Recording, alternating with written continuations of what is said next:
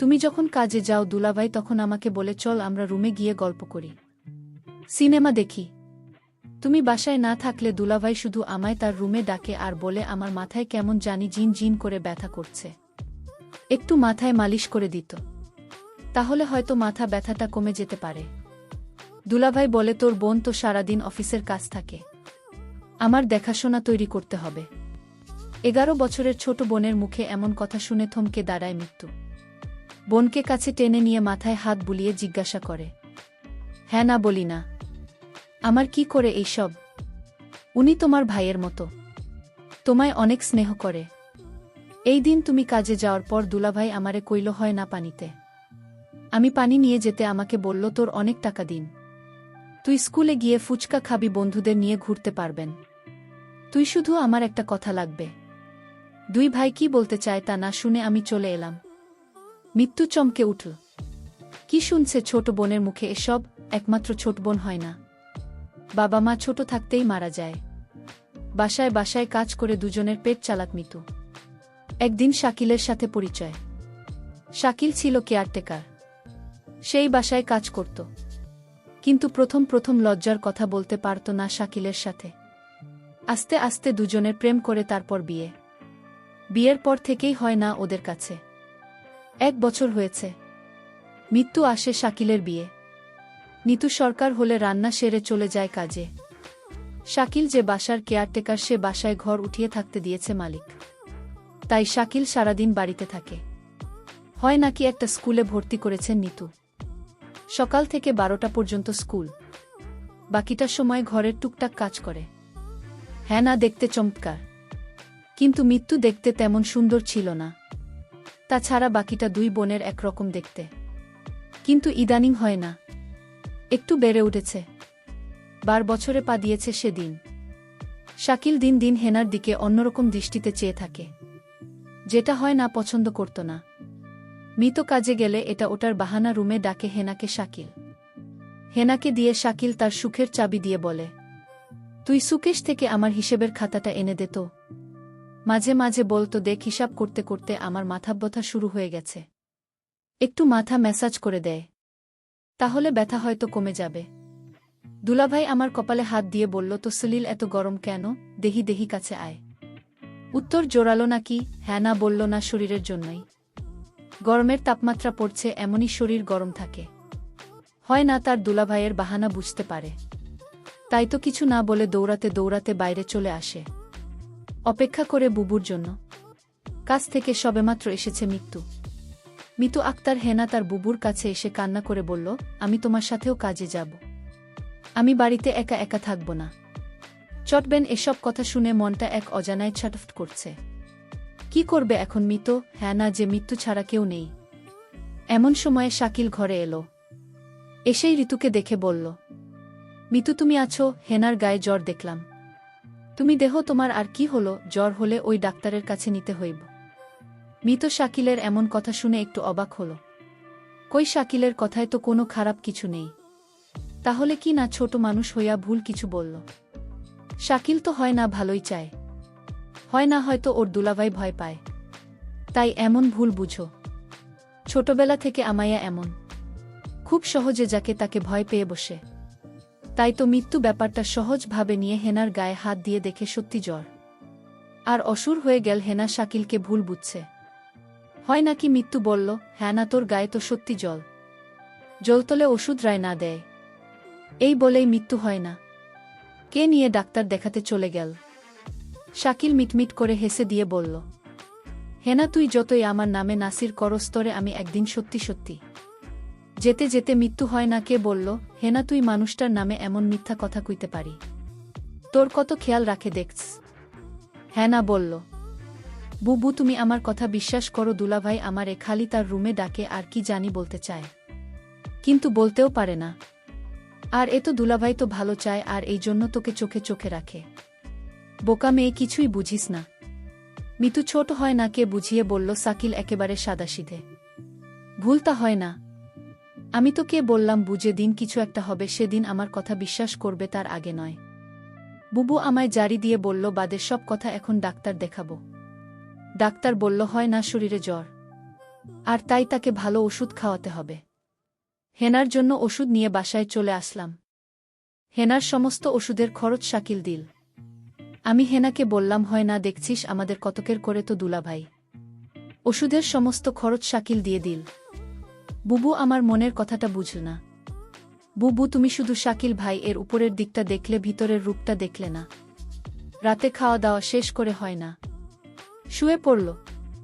আমি হেনাকে বললাম, কিরে হেনা, তুই ওষুধ খেলি না? ওষুধ না খেলে তোর জোট ভালো হবে না, তুই দিন দিন অসুস্থ হয়ে যাবে। বুবু, আমার গায়ে জ্বর নেই, আমি ওষুধ খাব না, আমি সুস্থ আছি। কি বলছিস পাগলি মেয়ে? ডাক্তার বলল জ্বর আছে, আর সে বলছে জনি। বুবু, জোরাজুরিতে আমি জ্বরের ওষুধ খেয়ে নিলাম। আমার কিছু করার ছিল না। আমি জানতাম আমি যদি ভুল কথা না শুনে বুবু অনেক কষ্ট পাবে, কারণ এই পৃথিবীতে বহুল আমি ছাড়া আর কেউ নেই, আর তাই আমি বুকে কষ্ট দিতে চাই না। কিন্তু বুবু আমার একটা কথা কোনোভাবেই বিশ্বাস করছে না। কিন্তু বিশ্বাস করবে সেদিন, যেদিন আমার একটা কিছু হবে, তার আগে না। কিছুদিন পর বুবুর অফিস বন্ধ দিয়েছিলে 1 সপ্তাহে। সারাদিন বহু বাড়িতে থাকত। আমি স্কুলে যেতাম আর 12টা বাজে চলে আসতাম। কিন্তু বুবু এই 1 সপ্তাহ বাড়িতে থাকতে শাকিল ভাই কেমন জানি হয়ে গেছে। দুলাভাই মেজাজ দেখে খিটখিটে হয়ে গেছে। আমার মনে হয় বহু বাড়িতে থাকায় দুলাভাই এটা কিছুতেই সহ্য করতে পারছে না। পরদিন আমি স্কুল থেকে ফিরলাম, রুদ্র দিয়ে আসলাম। শরীর গরমে মনে হয় পুড়ে যাচ্ছে। দুলাভাই তখন আমার কপালে হাত দিয়ে বলল, সর্বনাশ, মেয়েটা তো আজ জ্বরে পুড়ে যাচ্ছে, তাড়াতাড়ি চলো ডাক্তারের কাছে নিয়ে যাই। বুবু তখন বলল, তুমি হেনাকে নিয়ে ডাক্তার দেখিয়ে আসো, আমি বাড়ির রান্না ভাঙার কাজটা সেরে নিই। হয় না, তখন আমায় বলল, বুবু আমার জ্বর হয়নি, আমি ডাক্তারের কাছে যাব না। বুবু, তুমি কেন বোঝো না আমার কথা? 2 ভাই শুধু অন্যথায় ডাক্তারের কাছে আমায় নিয়ে যায়, আমার শরীরের জন্যেই। বুবু, আমি ডাক্তারের কাছে যাব না। দুলাভাই বলল, আচ্ছা তুমি যখন যেতে চাচ্ছ না, তাহলে আমি গিয়ে ওষুধ নিয়ে আসি। গুরু বলল, দেখছিস তো দুলাভাই কত ভালো, তোর একটু সমস্যা হলেই তোর জন্য কত কিছু করে। আজকাল এমন মানুষ পাওয়া বড়ই কঠিন, হয় না? বুবু, তুমি দুলাভাইকে চিনতে পারোনি। তুমি মানুষটার সাথে সংসার করছো, অথচ তার মন মানসিকতা সম্পর্কে তোমার ধারণা নেই। বুবু, বুবু, দুলাভাই তোমার সামনে আমার সাথে ভালো আচরণ করে। চুপ কর তো, 2 ভাইয়ের নামে কোনো বদনাম করবেন না। আমি বকুল কথা শুনে অবাক হলাম আর মনে মনে বললাম, বুঝবে বুঝবে, সময় হারিয়ে সবই বুঝবে। আমার কথার কোনো মূল্য তুমি আজ দিচ্ছ না। পরদিন বুবু হঠাৎ অসুস্থ হয়ে পড়ে, বিছানা থেকে উঠতে পারছে না, শরীরে একটু শক্তি নেই, গোবর শরীরে প্রচণ্ড জ্বর চলে আসছে। দুলাভাই বুবুর অসুস্থতা দেখেও বলছে, আমার আজ একটা জরুরি কাজ আছে বাইরে, আমার আসতে একটু লেট হবে। দুলাভাইকে বললাম, বধূর গায়ে তো জ্বর আসছে, বুকে ডাক্তারের কাছে নিয়ে যেতে হবে। দুলাভাই বলল, তুই একটু নিয়ে যা, আমি আজ যেতে পারবো না, কারণ আজ আমার জরুরি কাজ আছে। আমি বুবুকে বললাম, বুবু দেখলে আজ তুমি অসুস্থ, তাই তোমাকে ডাক্তার দেখাতে নিয়ে গেল না। আজ যদি আমি অসুস্থ হতাম তাহলে দেখতে কত দর্দ দেখাত। বুবু আমার কথা শুনে কিছুটা আমার কথা বিশ্বাস আসলো। বুবু তখন মনে মনে বলল, ঠিক আছে, শাকিলের মতো লোক সম্পর্কে আমার জানতে হবে। শাকিল কি আসলে সে উপরে উপরে ভালো, নাকি সত্যিই শাকিল একজন ভালো মানুষ? রাতে শাকিল ঘরে ফিরল, ডাইনিং টেবিলে খাবার ছিল, সে নিজে হাতে খাবার খেয়ে সোজা ঘুমিয়ে গেল। আমি আশ্চর্য হয়ে গেলাম, আমার খুব কষ্ট হচ্ছিল। শাকিলা মা অসুস্থ দেখে গেল, অথচ একবারও জিজ্ঞেস করল না, তোমার কি জ্বর কমেছে? শাকিল জানি কেমন হয়ে গেছে, অথচ গতকাল আমার বোনের জ্বর আসলো, তার প্রতি সে কত নাকের দেখাল। এসব চিন্তা করতে করতে আমার রাতে ঘুম হচ্ছিল না, আমি সারা রাত ঘুমাতে পারিনি। তাহলে আমার চোট বোনটা যা বলল তা কি সত্যি বলছে না? এ হতে পারে না। সকালে ঘুম থেকে উঠে দেখি শাকিল নাস্তা না করে চলে গেছে। আমি তাকে ফোন করছিলাম, সে ফোন ধরে বলল, আমি একটা কাজে আছি, আমি তোমায় পরে কল দিচ্ছি। আমি তখন শাকিলকে বলতে চেয়েছিলাম, শাকিল আমার 2 দিন ধরে জল, আমার জন্য কিছু ওষুধ নিয়ে এসো। সেটা বলার আগে সে ফোন কেটে দিল। আমি ভাবলাম কিছুক্ষণ পর আবার ফোন দেব। প্রায় 2 ঘন্টা পর আমি শাকিলকে ফোন করলাম। আমি বললাম, 2 দিন ধরে আমি অসুস্থ, তুমি আমার খোঁজ রাখোনি কেন? শাকিল বলল, আরে আমি এই 2 দিন একটু বিজি ছিলাম, তাই কোনো খোঁজ রাখতে পারিনি। তারপর আমি বললাম, যদি পারো তাহলে আমার জন্য কিছু ওষুধ নিয়ে এসো। ঠিক আছে আমি নিয়ে আসব, এখন ফোন রাখ। আমার মনে হলো আমি তাকে ফোন দিয়ে বিরক্ত করেছি। একদিন রাতে শাকিল ঘুমাচ্ছিল। হঠাৎ মধ্যে রাতে দেখি শাকিলের রুমে নেয়। আমি রুমের চারদিক ভালো করে খুঁজতে লাগলাম। কোথাও শাকিলকে দেখতে পেলাম না। তারপর দরজা খুলে রুম থেকে বের হয়ে দেখলাম হয় না দরজার কাছে গিয়ে হেনাকে ডাকছে। আমি বললাম, শাকিল তুমি হয় নাকে ডাকছো কেন? শাকিল আমাকে দেখে চমকে গেল। শাকিল বলল, আর বলো না, হয় না ঘরে আমার ল্যাপটপটা রাখা ছিল, তাই হেনাকে ডাকছি। কারণ ল্যাপে অনেক হিসেব পড়ে রয়েছে, তা আজ রাতের শেষ করে অফিসে জমা দিতে হবে। শাকিল তুমি আমার সাথে মিথ্যা বলো না। আমি জানি তুমি জব করো না, আর তাহলে তোমার অফিসে কিসের কাজ?